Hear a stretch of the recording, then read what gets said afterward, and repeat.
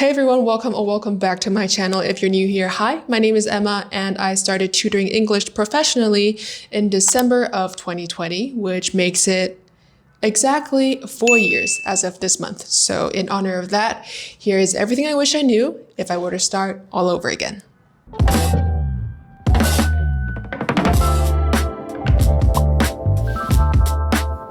This is going to be a long video, so I hope you guys have prepared some water or a cup of tea. Get comfortable and let's get started. In this video, we'll cover setting up your intentions to trying out this path in the first place, as well as determining what you want to tutor and who you want to tutor, where to find students, and how to set up your first lesson, as well as general lesson planning beyond that. We'll also talk about my favorite resources that has made tutoring English much more exciting and enjoyable for me as the tutor. And this will be the only section specific to English, how you can keep on improving as a tutor, certifications that could help you out but aren't mandatory, as well as the administrative side of things such as lesson reports, rate, billing, all that good stuff. I'm Vietnamese and English is my second language, and I currently tutor English to Vietnamese students here in Vietnam. In 2020, I graduated with my degree in horticulture from the US, and I returned back to Vietnam, which was when I started looking for more horticulture jobs. And as I was looking, my mom's friend asked me if I wanted to tutor her son English test prep, in which I said yes, and the rest is history. This video is for someone who is curious about the process of tutoring languages, potentially looking to get into this path themselves. And I'd say it definitely helps if you have some sort of interest in language learning as well, because that will really give you the motivation to better your practice for yourself and for your students. You live a new life for every new language you speak. If you have ever learned a second language, you would know what difference it has made to your life in terms of the information that you can access on your own, or the people in those countries or cultures that you now are able to connect with. So I find that tutoring language can be a very meaningful thing. You're basically helping students hone this really important toolkit that will help them for the rest of their lives, and not just for this one specific school exam or passing a standardized test to apply somewhere. So what is your intention to getting into tutoring? Do you want to try your hand at teaching? Is language something that you're passionate about? Do you need some cash? All of these are very valid reasons, and your reason will probably be a mixture of all of those. So understanding what your intentions are will help you manage expectations for yourself as well as for your students. And this experience is very much a learning experience for you as it is for the students. So you really get as much out of it as you put into it. There are many things that you can choose to teach. It could be conversational English, academic test prep, or business English. I would say go for something that you, one, have interest in, or two, understand to a certain extent where you have confidence in teaching. For me personally, I have a lot of experience taking standardized exams, and also the first gig offered to me was test prep. I taught the IELTS, which is an English proficiency exam that a lot of ESL students have to take to apply to school abroad. I also enjoy teaching conversational English because the material that I can use is much more varied, much more fun, right? It's not just test prep, but I don't touch business English at all because I don't have an interest in that realm. And although I could train myself to be able to tutor that skill, I feel like that would be better left for someone who actually has genuine interest in that area. And so they'll be able to provide much more value to the students. If you're just starting out, at first I think it is best to entertain all the age groups that come your way, and then you'll be able to see which dynamic you like best, which age group you vibe with best, and then that's when you can narrow down. So when I first started, I took on all the age groups. I started as young as kindergarten and all the primary school ages, secondary school, high school, and adults older than me. And I enjoyed teaching test prep to high schoolers the most, specifically high school juniors and seniors. Because besides the fact that I think that this would be the best age to prepare for a standardized test, and no earlier, these kids are about to go into college. They have a lot of questions regarding the college experience, how to balance uni and friends and all of that. And I'm fresh out of college, so that is something that I'm happy to talk about and share. I feel like I can connect more to my students beyond just the teaching material. In this day and age, I feel like the best way to go about it is to use social media. For me, I created a resume, like a fun resume where I listed my credentials, my education, some exciting experiences that I've had, hobbies, some photos, who you are besides your teaching persona.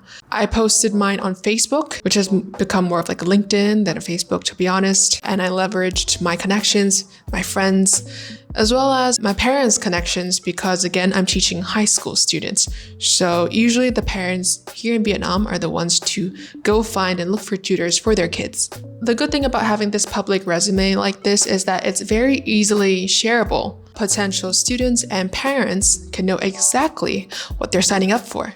But if you want to keep this operation on the DL so that none of your friends and your family knows, you could sign up to an online teaching platform like italki. And depending on the language you're tutoring, there will be more platforms available. You could also look for language teaching centers in your local area or study abroad counseling services, because a lot of them these days have like a separate branch where they offer language tutoring to the students that they are counseling to go abroad. Do know that teaching for a center might be very different from just having your own practice. I was referred to a study abroad counseling service here in Hanoi, which had very, very good management. I felt like I was respected as a tutor. I was compensated well. My 1 year there was very well spent. If you're tutoring in person, you'll need a lot more buffer time. Commute time, rush hour, parking. Definitely want to figure that out before the first lesson. I started out teaching predominantly in person. The students are generally more relaxed because they're interacting with someone in person, not through a screen. And even when I'm a language student and I sign myself up for tutor lessons, all of which have been online, if my tutor is based here in my town, then I will invite them out for coffee first, as we're both adults, and we can get to chit chat about whatever we want. We can really figure out if we vibe, if it's going to be awkward or not. And if we find out that, you know what, our personalities aren't going to match, how I want to study is not how they're going to teach, we can really stop right then and there. So if you're choosing to tutor online, of course, you want to know what platform you're using.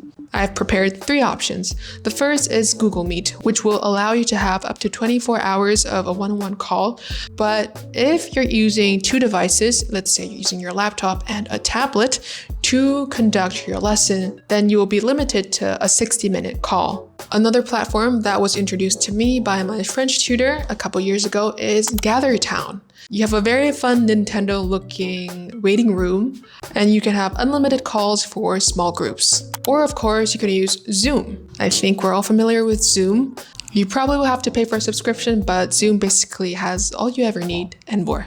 And if you're teaching online, you will have students who will turn off their camera, and you will get really used to talking to a black screen, which in retrospect has really helped me get more comfortable with talking in front of a camera to you guys.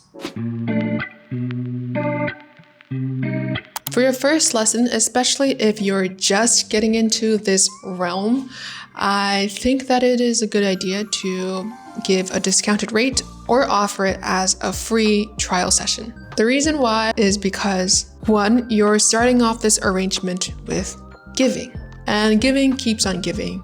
And your clients feel like they're getting a little gift, and who doesn't like gifts? It also takes the pressure off of both parties to perform at a maximum capacity during this first lesson, because a lot of times if there is like monetary pressure involved, maybe you will feel pressured to just teach, and the student will be pressured to learn as much as possible in this first lesson, and you guys are not able to really connect or get to know each other. You could also do a placement test just to know where their level is at and what you need to focus on going forwards. I like to test all 4 skills, so that is reading, writing, speaking, and listening, with the addition of reading aloud. Because when you're testing speaking, you're testing their pronunciation and the speaking reflexes. And when you're asking the student to read aloud, you're isolating their pronunciation, if you will, to see if they have any issues there that may need correction. If you do find that your student can read this pretty easily, you can always move on to something harder just to test them a little further out of their limit. I will have placement tests linked in the description box below.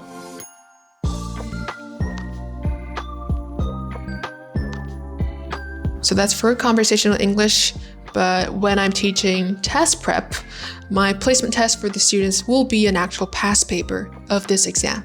For example, with the IELTS exam, the listening, reading, and writing sections are taken all together, and that is about 2 hours and 45 minutes continuously. I will ask the students to do this at home within time constraints if possible. But if not, I would allow them to take as much time as they want, but tell me how much time they used. Because I would like to see them try to navigate all the question types. If they get a lot of questions right, then I know that they have an issue with time management. If they get a lot of questions wrong, I know that they have an issue with time management and technique, right? Because if I just constrain them to that time limit, and they are not able to complete like a third or a half of this paper, I have no way of knowing how well they can navigate these question types. And then the speaking, reading aloud section, I will test them in person. From this placement test, you'll be able to determine the objective of your tutorship. What are the students' strengths and weaknesses? What skills do they need to focus on? Or maybe it's not even developing a skill. Maybe your student has a really bad impression on this language because they've been force-fed this language to perform well, to take a test in school, and that's all they've ever known. So maybe your job would be to help them see that language really is a tool, create inspiration for them to enjoy the language beyond taking exams at school. That could be through introducing them to good movies or good music or good stories, which is kind of why I really enjoy story-based teaching when I teach conversational English. This segment will probably call for its own video, so if you're interested in that, please let me know in the comments down below. Conversational and test prep will be a little bit different. First of all, you want to determine your duration and frequency. For me, conversational sessions may run from 45 minutes to 90 minutes. Whereas for test prep, I do a minimum of 2 hours per session twice a week to be able to cover all 4 skills that will be tested on their exams. A sample conversational lesson for me would look like this. I usually start off with a warm-up activity, and that could be questions based off of last week's lesson or just easy conversational questions to help the students build their confidence to tackle the next part, which is the body of the lesson. This will usually be a vocab topic or some grammar points that they need work on.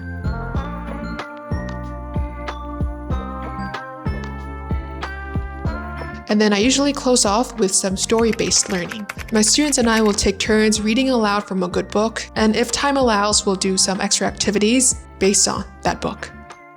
For test prep, I start off with giving feedback from marked homework, marked essays. There was a time when I would just mark the homework and give it to the students to review in their own time, but I found that that hasn't been very effective.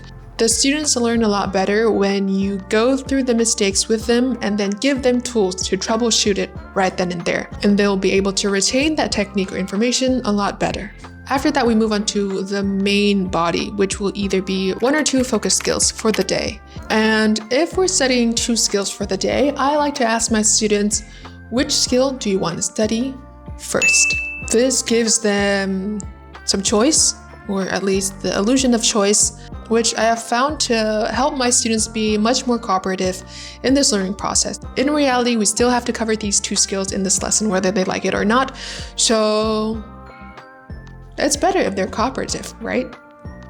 And then as a cool down exercise, if time permits, I will prepare some speaking drills or speaking questions for us to wrap up our lesson. And for both of these, I always have some backup cool down exercises on hand. Should I ever run out of material before class time is up, which usually does not happen. To be honest, I usually run overtime with students that I vibe really well with, and we talk about a lot of things in life beyond just the material. Definitely take your time and look around the internet and see what options there are out there. I do have 2 platforms that I freaking love. They are subscription-based platforms, but they also have free sample material if you want to test them out first before you commit to them. The first website is Twinkl. They have, honestly, everything under the sun. They have material for early years, so like 3 years old, all the way to high school material, or even material geared towards teaching adults if that is your clientele. Not only do they have ESL resources, they also have all subjects in English, basically. Even if you're homeschooling your child, they also have a homeschooling curriculum in English. So with regards to ESL, what I love about Twinkl is that they have a lot of PowerPoints, worksheets, activities, vocab, grammar galore, creative writing. They have a lot of holiday themed and seasonal material as well. Yeah, this is just Christmas, and you can see that they have PowerPoints, worksheets, banners, coloring pages, you name it, they've got it.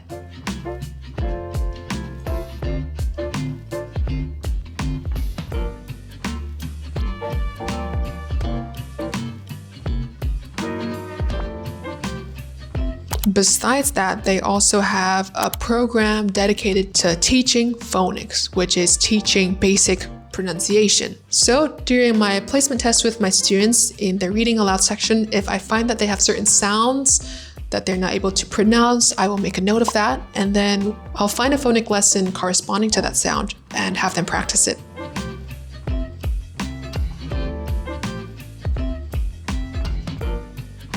The one service I really love about Twinkl are their original stories. This comes as a downloadable app where they write their own stories for varying age ranges, and some even are audiobooks. It goes all the way up to teenage years, but honestly, I still read these.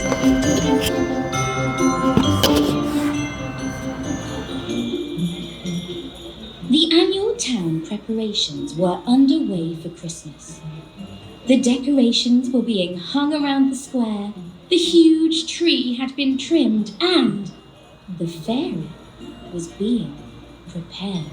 Their illustrations are also super meticulous, so I love to have my students zoom in on these stories to really look at the drawings, the illustrations that hold so much more depth and meaning to the story than, let's say, if you're just reading the words. So not only is this teaching the student to improve their language skills, this also helps them to improve their observational skills, especially in this day and age where attention span and the ability to observe detail has become narrower and narrower. Their subscription price will vary for each country. For Vietnam, it's about $4 to $5 per month. I'd happily pay more for the amount of value that I'm getting from this product. Like, there's so much on there, and to be honest, it can be kind of overwhelming if you're just trying to navigate the site for the first time. But once you understand what you're looking for, you will never run out of good material. Teaching conversational English has been so fun for me because of all these resources that Twinkl provides. So when you sign up for one teacher account, you also are able to assign 50 student accounts. Yes, 50. What I like to assign them is this Twinkl original app, which is where you can find all of their original stories. And even when I stop teaching my students, I still have my students hang on to their student accounts so that they have this library with them, especially if they don't have access to an English library near them. This is a great way for them to keep on experiencing exciting things through their target language. Before, the Twinkl original app was only updated in the App Store for Apple iOS, but I use an Android tablet, and this app for Android was kind of outdated. So I did leave them a comment asking if they could update it, and they actually did, and they replied to me as well. So that was very nice of them. The second website I want to mention is Linguahouse. This platform provides a lot of academic worksheets from English A1 all the way to C2. They have programs geared towards conversational English or even professional English. Let's say if you're teaching business English, legal English, medical English. as well as test prep. So they have for the IELTS, the PET, stuff like that. Let's take a look at a sample worksheet. So it tells you up here what level we're working with. This is a B1, B2 worksheet. You have some warm-up questions that you can work on together. A focus on vocabulary, which I think is very useful, especially if you're trying to introduce new words in context. There are listening exercises, and for the student to get the audio track, all they have to do is use their phone and scan this QR code. Some speaking practice. This is more vocab focus. And then you have a reading exercise, a little bit of a writing exercise to take home. So as you can see, they basically cover all the 4 skills. If you have the teacher version, it also comes with the transcripts for the audio tracks, as well as the answer key. So if you want to assign this to your student as homework and you want them to mark it themselves, you can print the key out for them as well. Otherwise, you can keep it to yourself and just complete the worksheet in class. They also update a lot of breaking news lessons. So when I work on these with my students, that's about as close as I get to reading the news. I use Linguahouse to provide supplement material for a lot of my test prep students. Linguahouse started out providing primarily English lessons, but within the recent years, they've also started creating Spanish lessons, which will be its own subscription. And they provide lesson courses in Spanish from beginner all the way through intermediate and advanced. Although I have no particular interest in learning Spanish, I am half tempted to do so, only because there's this freaking awesome resource here, and I am an absolute sucker for good resources. Sometimes if my student has vocab issues, like they need to really widen their vocab, I will assign them this textbook, which is the English in Use series. The format of this is a page of new vocab and a page of exercises to implement the vocab. The link and instruction on how you can download them will be down below. And I like to have my students pick out a topic or 2 in the vocab book that they can work on, and then I will try to build the following lesson based on the topics that they have chosen for the vocab this lesson. If you're teaching test prep, you're definitely going to want to have past papers on hand because your lessons are going to revolve around them. You can watch other videos on YouTube about lesson planning, try different teaching techniques, exercise a healthy sense of curiosity, and not be complacent with the style that you're teaching with. It also definitely helps to put yourself in the mindset of a language student, whether that be into your past self when you learn a second language, or let's say you're teaching your mother tongue or a language that you acquired.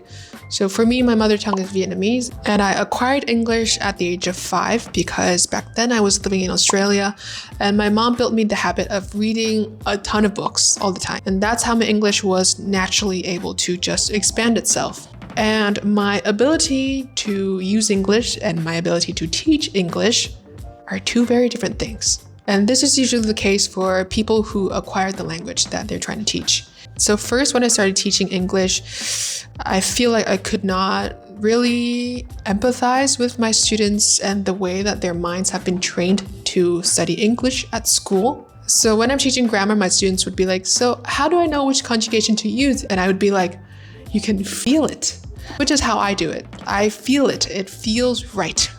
But that does not help my students much unless they're exposed to a ton of material, a ton of stories, which is usually not the case. So what I did was I actually took up learning French again. I self-studied for a little bit. I found a tutor and I put my language student cap on. And from that experience of learning how to navigate the grammar, how to learn new vocab, not forget it, or just making the experience fun in general, I took all of that from my French studying experience towards my English tutoring practice. And it really was effective. But if you're like, but Emma, I've actually never tutored before. I'm actually really nervous and I don't know what to expect. In which case, you can take an online English teaching course. So the one I took at one point in my career was this 120-hour TESOL course. This course will tell you a lot of things that you can expect about tutoring English. Usually students will take about 2 to 3 weeks to go through it. You could really speedrun it if you really wanted to, but if you want to get the most out of it, I think it is better to take it slowly. And in reality, I feel like it gives you some confidence for sure. And then you will navigate your own way when you start tutoring yourself. There is really no required certification, which is kind of why I left it to the end of the video, as to not discourage you guys from trying to pursue this path if the only thing that you feel is holding you back is certifications. As I mentioned in the previous section, you can take this 120-hour TESOL course. Firstly, for you, it prepares you a little bit of what to expect. And also, two, it is something that you can put in your resume so that parents have more confidence in your teaching. Two, if you're teaching test prep, you're going to want to have had taken that test before and have scores to show for it. Having gone through the test preparation process yourself, you really understand the mentality needed for these students to thrive. For the IELTS in Vietnam, before when I was in high school, we only needed it to apply to study abroad if we do so choose. But now Vietnamese universities are also accepting IELTS as like an application booster type thing. So all the high school students are taking it, which means there is no shortage of IELTS students here in Hanoi. There is only a shortage of time that I could dedicate towards tutoring test prep, which is kind of the origin story of this YouTube channel. When I first started out, I did not do this, but after working for the study abroad counseling service, I realized that it was good to have a formal report, whether that be per lesson or per week. This is where I would record what we learned that lesson and any comments I have for the students.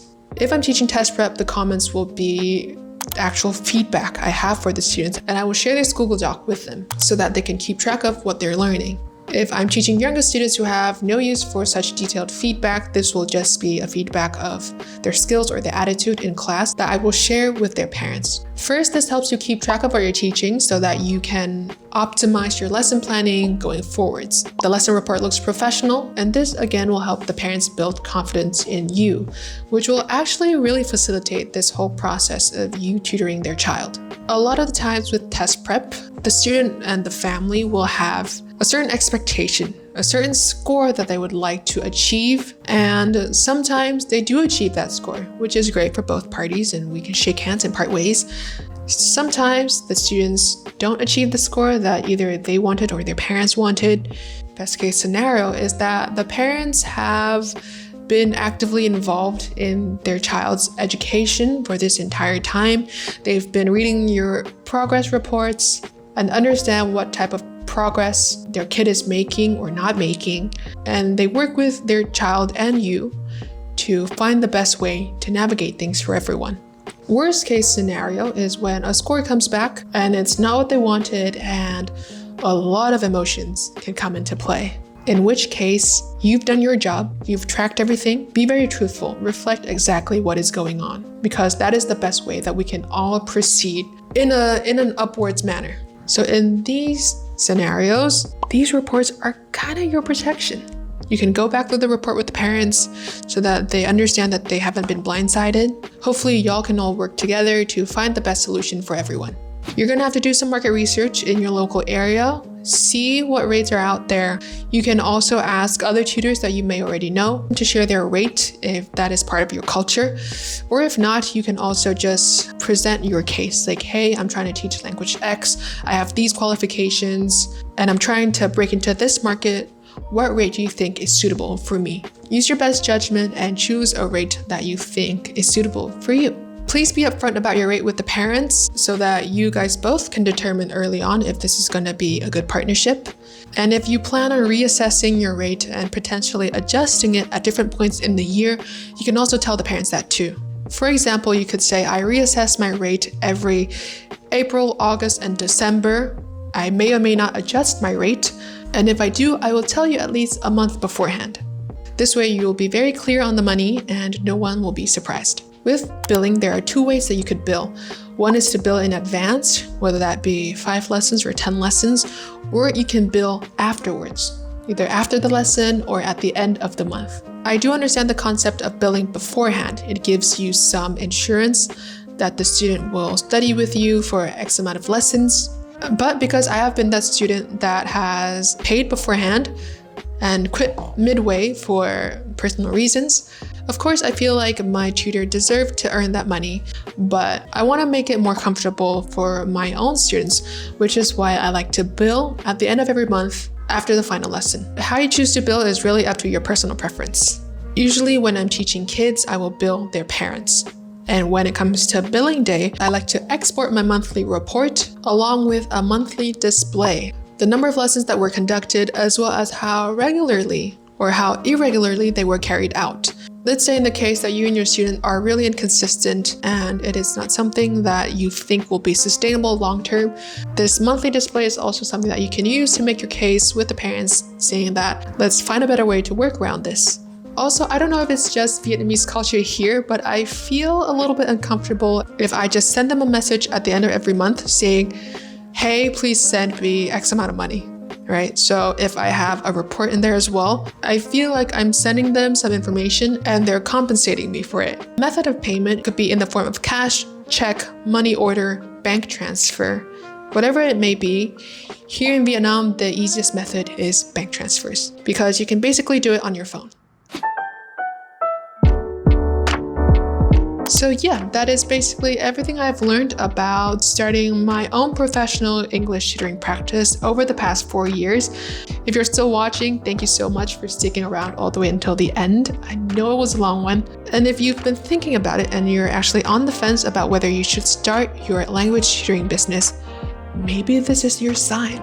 By the time this video gets released, it's probably going to be around Christmas. So you guys have a Merry Christmas, a lovely New Year, and I'll see you in the next video.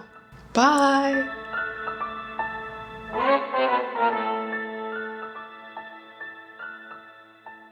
I've been recording for an hour and a half.